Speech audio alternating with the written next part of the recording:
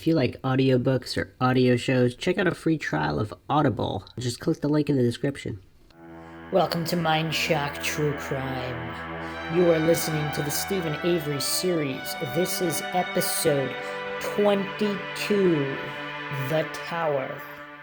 In this episode, we will be going over potentially the most damning evidence against a law enforcement frame-up and cover-up involving the disappearance of Teresa Halbach and evidence that she not only left Steven Avery's property, the Avery Salvage Yard, but made it to a specific location at a specific time in an area quite a bit away from Steven Avery's. And we will be going over all these clues in typical Mindshock fashion, examining all of the possibilities and rabbit holes. I am your host, Bruce McGuire, and as always, you can donate to our PayPal. Just check the link in the description. Make sure to subscribe to the channel, hit the bell for notifications. Make sure your device allows those notifications to come through. If you like the podcast, hit the like button, share it across social media platforms to keep up the awareness, not only the Steven Avery, Brendan Dassey wrongful convictions, but also for many other wrongful convictions out there. Questions, comments, thoughts, theories, rebuttals, debunkings, leave them in the comment section. You can check us out on Twitter, Reddit, Patreon, and Facebook. Patrons do get priority for case and topic requests. All right, so let's jump right in here. First of all, if you haven't checked out the previous episodes in the series, watch them in order as we go over all of the issues with the case and the conviction, clearly not beyond a reasonable doubt, and some severe law enforcement shadiness, whether it was just cover-up of incompetence or actual complicity in framing Steven Avery, planting so-called evidence, and messing with the timelines and all of these things. I mean, we don't even have Teresa Halbach's text messages. I mean, this is all, and just to go, if you don't have time to go through every single episode, this is episode 22. It is quite a lot of information to go over. You can just check out episode 18 and episode 20, where we go over Teresa Halbach's movements on her last day and cell phone records and cell phone tower issues. Now, today we're going over one specific theory. This was actually posted 3 years ago on the TikTok Manitowoc subreddit, probably the best place to discuss making a murder or the Steven Avery case without infiltration from family and friends of Manitowoc law enforcement or state officials, because just looking at it logically and objectively, it's just astounding. It's still mind-shocking on how Steven Avery and Brendan Dassey got convicted. Even if they're guilty, how they got convicted is mind-shocking because there's really no evidence, and nobody's stories matches up. So, all right, I'm going to read this Reddit post. It is quite in-depth, and you can follow along on screen for the layout of the map and towers, and then afterwards we will go over even more evidence possibly backing this theory. The location of the tower Teresa Halbach last pinged with a very interesting twist. I recently made a post about how it would be impossible for Teresa to go to Schmidt's based off the state's timeline. This post was to make a point. It is more than obvious she left a lot earlier than what the state claims. If Schmitz is off about 20 minutes regarding what time Teresa Halbach calls him, we can also assume he is off when she arrives. I have always thought she arrived at Schmitz's much earlier, and the state was off, or they were off on purpose. Surely this could not have been that difficult for investigators, which is why I tend to think they were hiding something. You will understand why I think this once I'm done explaining everything. It will be long, but trust me, it is worth the read. I found something very coincidental and possibly damning back in March regarding the towers, and I have been very hesitant to even share it. Once I explain Teresa Halbach's movements, time and pings, I will share with you what I found. Tracking Teresa's movements gets a tad tricky, but I do believe we can actually trace her movements down to the specific tower she hits right as her phone rings for the last time at 2:41 p.m. This is all based on the fact that in a very short time frame, Teresa must hit the same cell tower 2 times and has a significant distance to travel within this very small window. We know Teresa hits the same tower, just different sectors. Once at 1:52 p.m., this is tower 21103, which is after Schmidt's but before she arrives at Avery's or Zipper's. This location is key. She must go to Avery's and Zipper's and return back here by 2:41 p.m. I'm going to show you how the state's narrative cannot be correct because she has to hit again at 2:41 p.m. tower 21101. There is a way she can actually get back to this area, but not according to the official story. The 241 call is the very last ping her phone receives before she is never seen or heard from again. Many believe this is the vicinity where something sinister occurred. If you aren't familiar with her cell report, you can reference it. We know she calls Schmidt's at 12:51 p.m., and she is still in the vicinity of her home tower, which is 21112. We do not know if she is still home or has actually left for Schmidt's and is still within range from her own home tower. It takes about 30 minutes to go from Teresa's house to Schmidt's. Either way, let's shave some time off just to narrow this down so there will be no question about her actual location when she pings this tower at 1:52. Let's say she leaves at 12:45 p.m. to go to Schmidt's. This gives her a 7-minute lead, and in all likelihood, she will hit another tower not long after leaving her house. So there's a little wiggle room if she stays longer than 5 minutes for a shoot.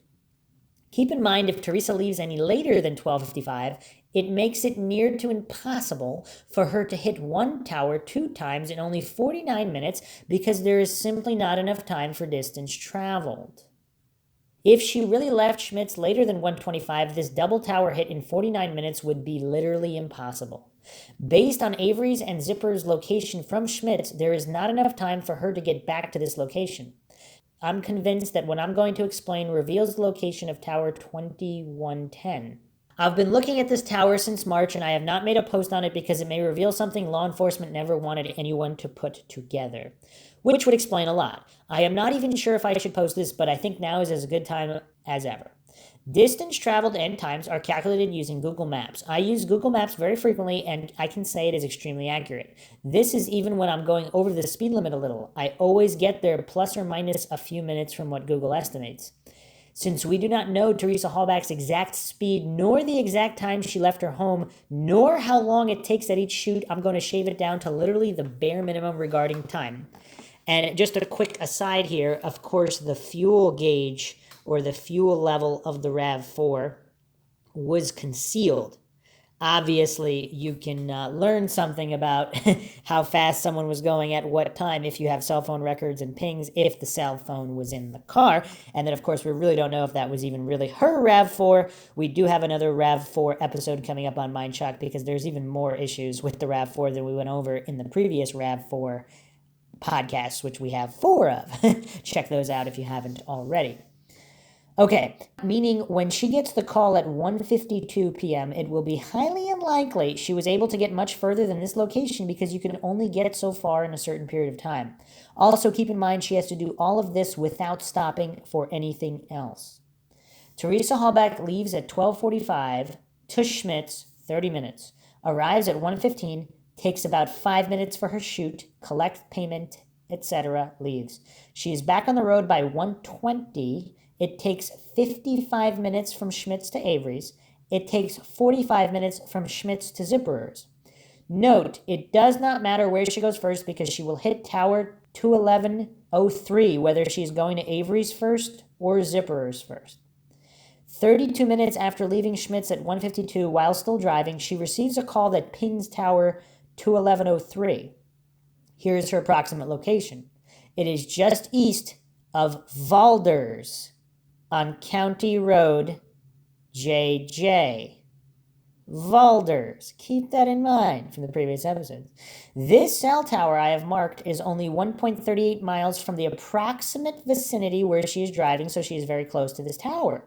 This tower location is important because since she is so close to it, if we were off 5 minutes either way, she would still most likely be in range because she is a mile away from it.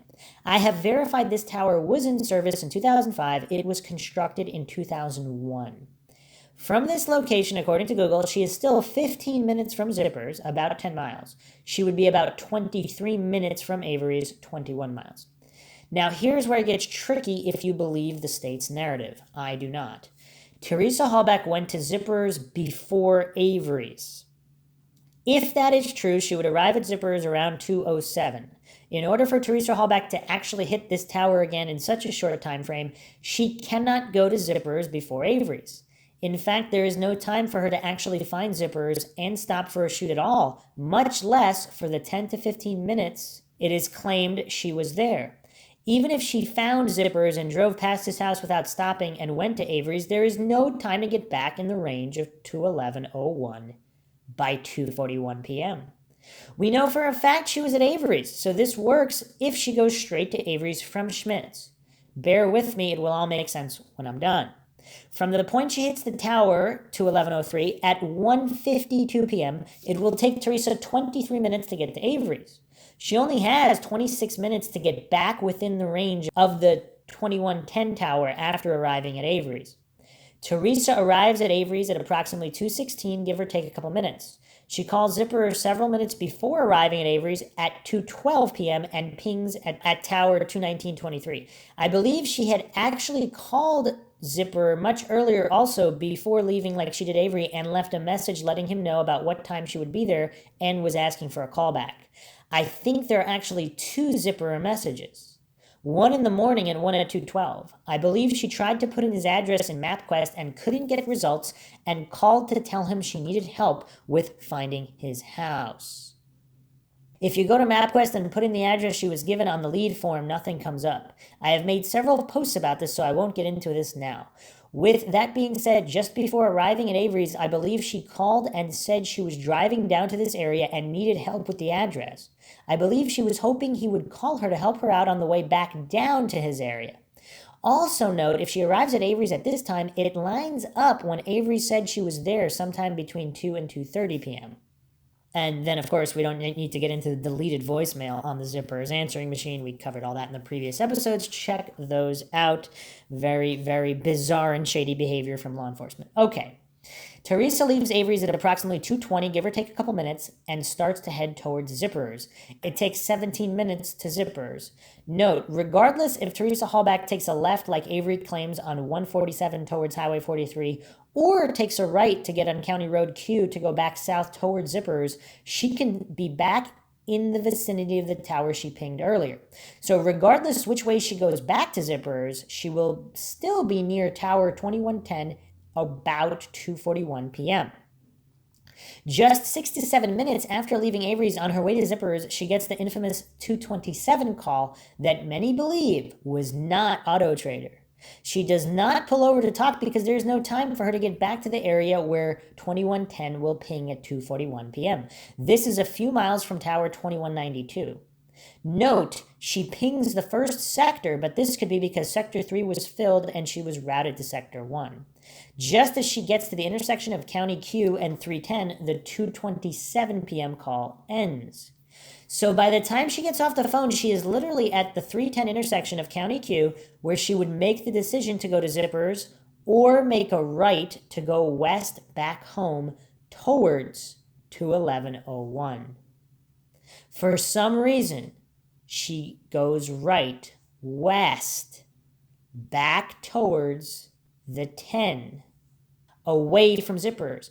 Remember, we are working against the clock at this point. She only has 9 minutes to get back in the range of 21101 tower for the 241 call, and at this point, she's still 5 minutes from Zippers in the opposite direction of tower 21101. If she goes to Zippers, she has 3 minutes before the 241 call, and if she were actually at Zippers for this call, she would most likely not ping the tower she pinged at 152. It's very far, and there are many other towers close to Zipper, and if she is at Zippers for this 241 call, I'm quite sure it would ping a tower closer to him than 115 minutes away. Remember, you also need to factor in more time because law enforcement claims she had issues finding it, but hoped to in the next few minutes. Here is a visual. where she would be and what she did at approximately 2:32 p.m. She continues to drive on Route 10 for 6 more minutes close to Whitelaw and is now in range of 21101, and it's 2:38 p.m. The same tower she pinged at 1:52 p.m., just a different sector. This tower is literally in between County JJ and Route 10. If someone gave her directions to a location in this area or got into a fender bender, she will ping Tower 21101 at 2:41 p.m. Here's a visual of all the towers and times and how it adds up. The question is, within these 3 minutes, while she is in range of 2110, where did she go and what happened? Teresa Halbach still has 3 minutes to spare. So did she turn off Highway 10 and go to a rural location in this area? Or did she get into a fender bender on Highway 10? If the 2:27 p.m. call was not Auto Trader, and it was someone actually giving her directions purporting to be George Zipperer, like some believe, she still has 3 minutes to go somewhere in this rural area off the 10 and still be in range of this tower. So here comes the good stuff. If this is in fact the actual tower she pings, it is going to make a lot of sense out of everything that doesn't make sense very soon. Zellner explained it in her Newsweek interview that Teresa Halbach left Avery's and pinged a tower about 12 miles from Avery's. Several months ago, I decided to look up towers about 12 miles out geographically, not driving distance. Everyone has been looking for this tower in driving distance, not geographical miles. Tower distance is not calculated from one another in driving distance because depending on what route you take, the distance will be different. Cell towers are measured in distance geographically. You could travel 12 miles from a tower but be 4 miles from it geographically. If you measure this tower from Avery's geographically, it is around 11.3 miles.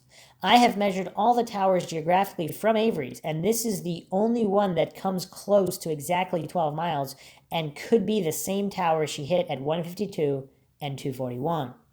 Now, the most disturbing part about all of this is what is next door to this tower, less than a mile away. I do not know what it means, if it means anything at all. We all know how coincidences are very common in this case, and that's quite an understatement, of course. If what I am about to reveal means something, then that explains why the state had to make up a bunch of expletive about the timeline. Just to warn you, you might need a new pair of underwear when you see what is literally next door to this tower. If Strang and Buting put this connection together, I think they would have flipped their expletive too.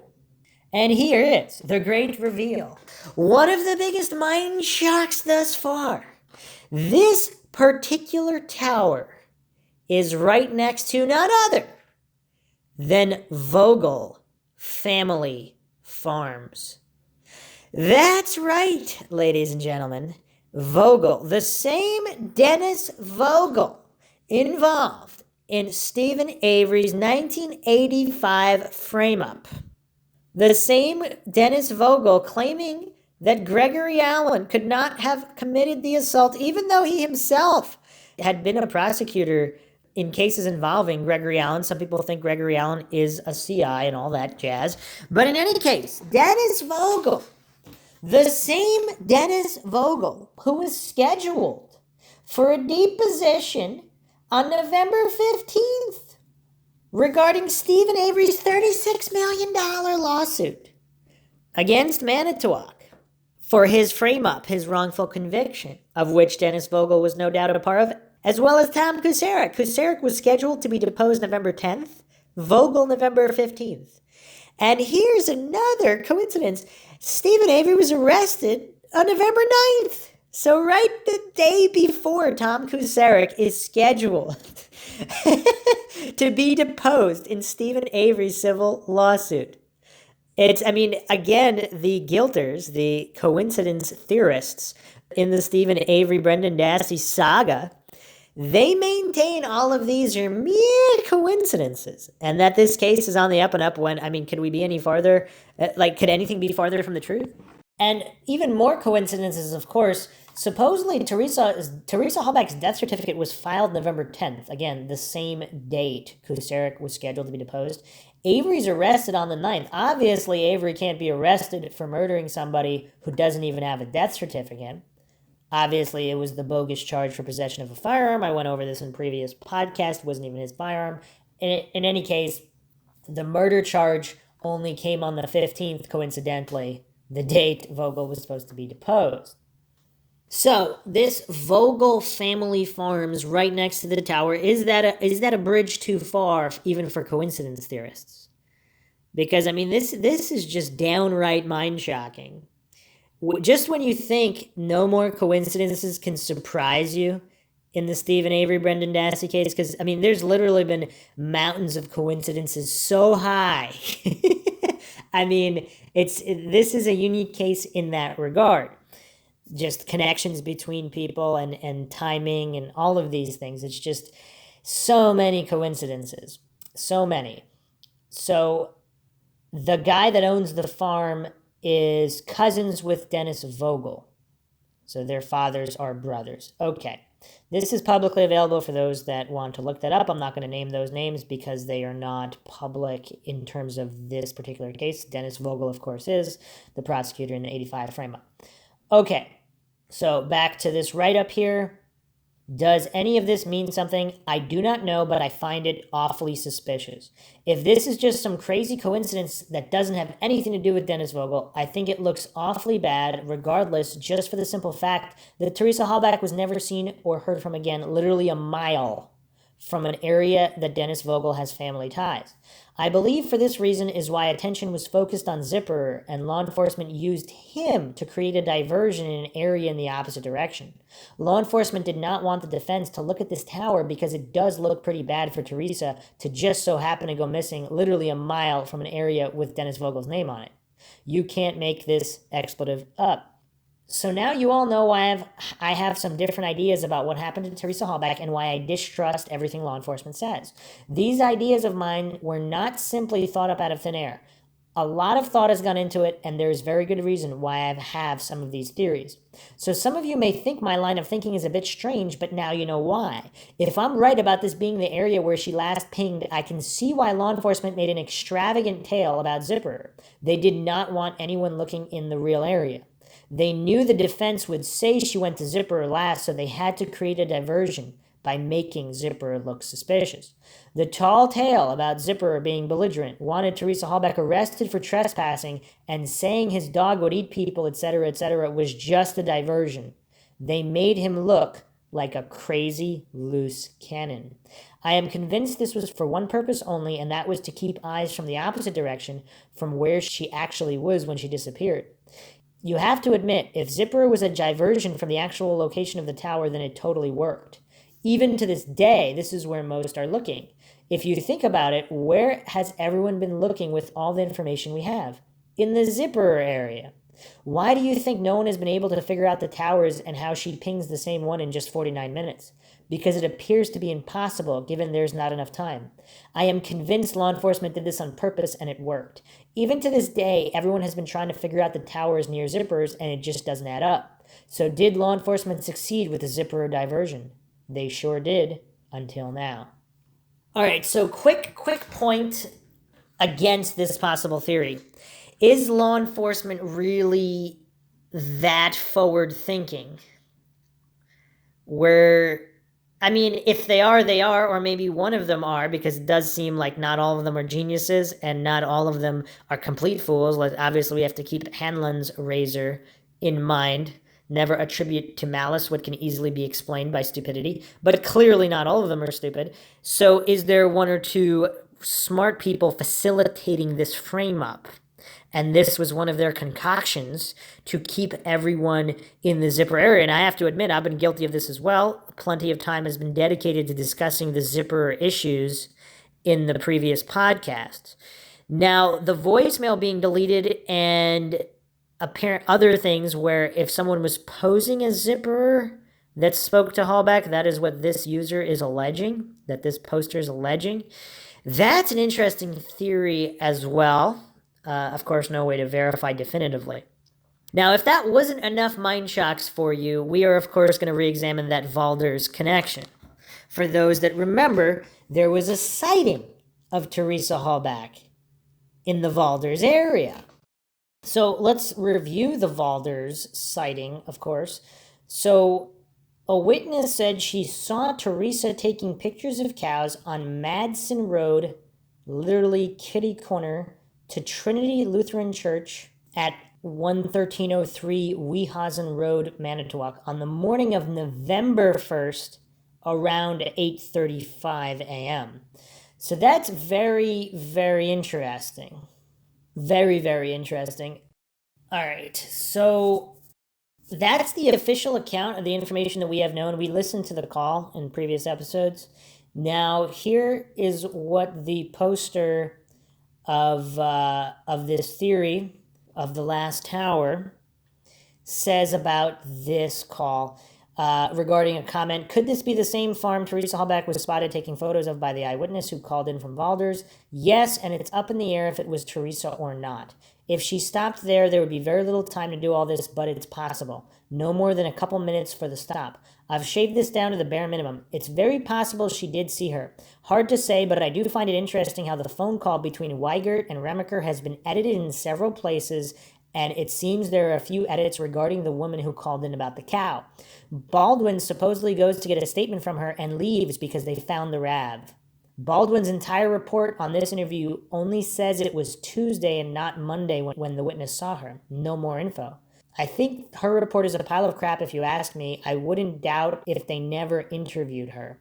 They didn't want any attention drawn to this area whatsoever. So some people, of course, theorized that Baldwin was just starting the interview when the car was found and someone called him during the interview, and he could have just said, oh, they found the car, got to get there, or whatever it was. And it's possible that this witness is a smoking gun here, but it's, again, very difficult because if the witness claimed it was Tuesday and not Monday, I mean, that's rough, but and if Teresa Halbach was harmed on Monday, why would she be taking a picture of a cow on Tuesday? Unless if she escaped from her captors and had some kind of psychotic break. I don't know. It doesn't really make sense. If that timeline was legitimate, I don't know. Okay, so just regarding the distances, the tower that's close to Vogel Family Farm. So this church and Madsen Road, where allegedly Halbach was taking pictures of a cow on possibly Tuesday in the AM. We really don't know because there's conflicting reports. But if we look at it's a bit of Madsen Road could be a bit of a distance depending on exactly where. If it was closer to the church, yeah, that's a bit of a distance from the tower. So on the report it says approximately November 5th, 2005. Approximately 10:40 a.m., Investigator Baldwin, began my shift and was requested by Investigator Weigert to follow up on some information that had come in about the possible sighting of Teresa Halbach. At approximately 11:13 a.m., I did make contact with this witness who informed me that on possibly Tuesday morning, she had seen a female fitting the description of Teresa on the highway taking photographs of cows. Shortly after my arrival, Investigator Weigert had informed me that they had located Teresa's vehicle on the Avery property shortly after his arrival. So how long did he do the interview? She's saying she wasn't sure which day it was, so possibly Tuesday morning. Yeah, that's a rough one to reconcile. It's tough. So people that find that a little bit strange, I mean, here's a little bit of background from her write-up on Halbach. Teresa Halbach was a farm girl with a big worldview. She grew up on a dairy farm settled by her great-grandfather, a German immigrant. 30 miles south of Green Bay, the 225-acre farm lies between Sherwood, a small resort town on Lake Winnebago, and Hilbert, a farm town with a historic main street, 2 churches, and a Sargento cheese plant. As a girl, Teresa helped her mother care for her 2 young sisters while her father and 2 brothers tended the farm's 60 cows. Okay, so is it that unlikely that a photographer who's a farm girl who tended 60 cows in her youth would take a photo of cows or a cow that she might have thought looked picturesque or whatnot? For a regular person, I would say it would be unusual, but it's slightly more possible for Halbach, who, already a photographer and a farm girl who grew up tending cows. All right, here's another possible mind-shocking revelation that could shake things up a little bit, as if we didn't have enough already. From online researchers, sunset was at 4:42 p.m. in Valders that day. So some people theorize that if she did go to Zippers, so she went to Avery's, left, went to Zippers, took photos, then came back. Obviously, this doesn't account for the cell data, for the cell phone tower information. But yeah, so all right, so here's another mind-shocking possibility. People online again speculating, trying to dissect. What if this witness, this is Wisconsin, so some people have accents of some sort. Was she taking photos of a cow or a car? Cow. How do people in Wisconsin talk with different accents? Could this intentionally have been switched up, especially if Teresa Halbach was out there photographing cars that day? Cars. Photographing cows. I don't know. This witness, hopefully Kathleen Zellner has looked into this witness. She probably has. She's pretty thorough. I wonder what a follow-up interview, a full interview, would reveal about this sighting. Was Teresa Halbach really there? And then we also have Vogel's family farms in the area. Was this all a setup? Luring Halbach away? Did someone pretending to be Zipperer made contact with her, and this was all covered up, and that's the issue? In any case, this cell data and trying to make the timeline work regarding where all the pings are, this could be a possible viable theory. And as always, it needs to be explored even more in depth. But nothing about the case makes sense. It's a very puzzling case. Like I've said many times, it's like a common sense test for adults on being able to identify a wrongful conviction, regardless of whether Avery is innocent or guilty. I mean, the entire trial was a fraud, and his presumption of innocence violated, in every single way possible. This was just a complete disaster and train wreck for anybody considering that justice was supposed to be done in some way. So again, we really don't even know if Halbach is dead or not, because once you start examining all of the results, a lot of what the media has reported has been complete bunk. And so this case is very, very difficult to dissect and figure out what's what. But hopefully this sheds some light on possible routes. Some people allege she actually even made it home, or that Ryan Hilligus had something to do with her disappearance, her ex-boyfriend, or that she was intercepted by another party on the road, possibly Bobby Dassey. There's theories abound, and there's some conflicting reports and sightings in different areas about in approximately that time period of when she was last seen or heard from. It's very perplexing. As always, a lot more questions than answers, but you can't get the right answers if you don't ask the right questions. Hope you enjoyed another edition of Mindshock True Crime in the Steven Avery series. If you like the podcast, you can donate to our PayPal. Just check the link in the description. Make sure you subscribe to the channel, hit the bell for notifications. If you like the podcast, hit the like button, share it across social media platforms. Questions, comments, theories, thoughts, suggestions, debunkings, rebuttals, leave them in the comment section. You can check us out on Twitter, Reddit, Facebook, and Patreon. Patrons do get priority in case your topic requests. This is Bruce McGuire signing off. Catch you guys next time.